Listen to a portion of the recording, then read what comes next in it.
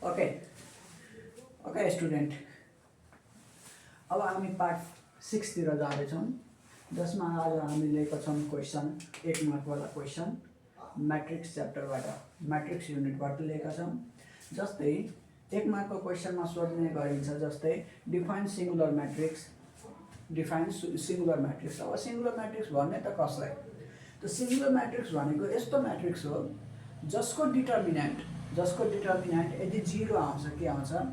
जसको डिटर्मिनेन्ट यदि 0 आउँछ भने त्यस्तो मैट्रिक्सलाई हामी के भन्छौँ? Singular matrix. मानौ matrix A is said to, कुनै मैट्रिक्स त लिनु पर्यो उसको डिटर्मिनेन्ट 0 हुनको लागि। त matrix A is said to be a singular if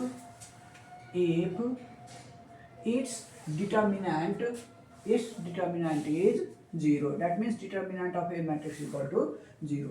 अब यहाँ अर्को क्वेसन छ त्यस्तै, if a is equal to m matrix दिएको छ, यो मैट्रिक्स भयो, what is the value of determinant of A? Determinant of A भनेपछि एउटा सिंगल यहाँ नम्बर छ भनेपछि उसको डिटर्मिनेन्ट सेम नै हुन्छ भनेपछि determinant of A is equal to M, जे छ यहाँ त्यही हुन्छ।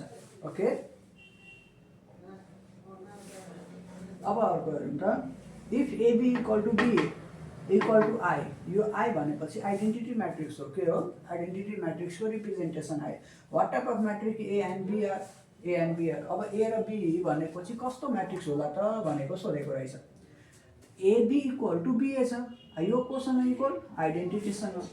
भन्नुको अर्थ कतिखेर यो आइडेन्टिटीसँग इक्वल हुन्छ भनेपछि जब एक अर्काको इन्भर्स हुँदाखेरि। कतिखेर? एक अर्काको इन्भर्स हुँदाखेरि। यदि मैट्रिक्स एक अर्काको इन्भर्स छ भने, ए इन्भर्स छ भने यसको आउँछ भ्यालु आइडेन्टिटी। यो दुवैलाई प्रोडक्ट यदि गर्यो भने यसको रिजल्ट कति आउँछ? आइडेन्टिटी आउँछ। भनेपछि बी पनि हो र यसकै इन्भर्स होला, अथवा बी को इन्भर्स ए को इन्भर्स बी, ए को इन्भर्स बी को इन्भर्स ए। यो दुवैको प्रोडक्ट बराबर कति आयो त? आइडेन्टिटी मैट्रिक्स आयो। भनेपछि A and B are inverse of each other. Okay, now what is the determinant of a 2x2 identity matrix? अब 2x2 को आइडेन्टिटी मैट्रिक्स को डिटर्मिनेन्ट कति होला? यो क्वेसनमा त्यही सोधेको छ, determinant of a 2x2 identity matrix. त मानौ identity matrix let i is equal to 1 0 0 1, यो आइडेन्टिटी मैट्रिक्स भयो भनेपछि यसको डिटर्मिनेन्ट i को डिटर्मिनेन्ट हेरौँ त कति हुन्छ? 1 0 0 1, that equal ले मल्टिपल र दुवैको subtraction 1 into 1 minus 0 into 0, that equal to कति? 1। आइडेन्टिटी मैट्रिक्सको डिटर्मिनेन्ट कति हुँदो रहेछ? 1 हुँदो रहेछ। ओके,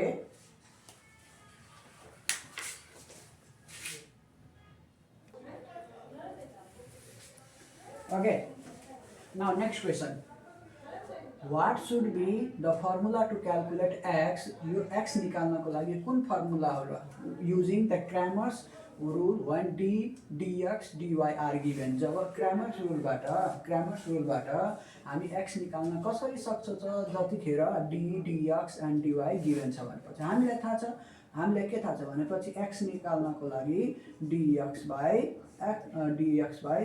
d गर्नु पर्दो रहेछ, तब मात्र हाम्रो यो x को भ्यालु निकाल्छ। यसै गरी y को सोध्यो भने y is equal to dy by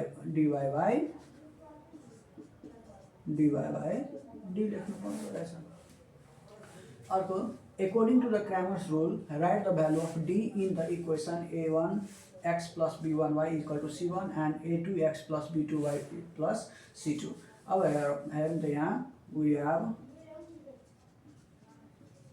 a1 x plus b1 y is equal to c1, a2 x plus b2 y is equal to c2।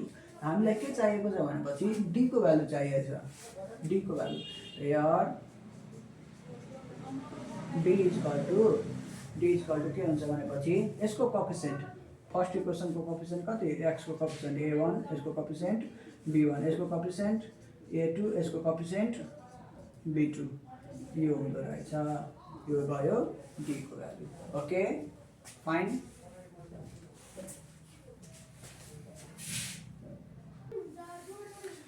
अब एउटा क्वेसन यहाँ छ according to the Cramer's rule d is equal to 4 dx is equal to 12 and dy equal to 4 दिएको रहेछ find the value of x अघिको जस्तो फर्मुलामा x भन्ने चिज कति हुन्छ dx बाई d dx को भ्यालु कति 12 and d को भ्यालु 4 that equal to 3 यसैमा सोधियो भने dy को भ्यालु मतलब y को भ्यालु तो y इज इक्वल टू कति dy by d equal to 4 by 4 equal to 1 okay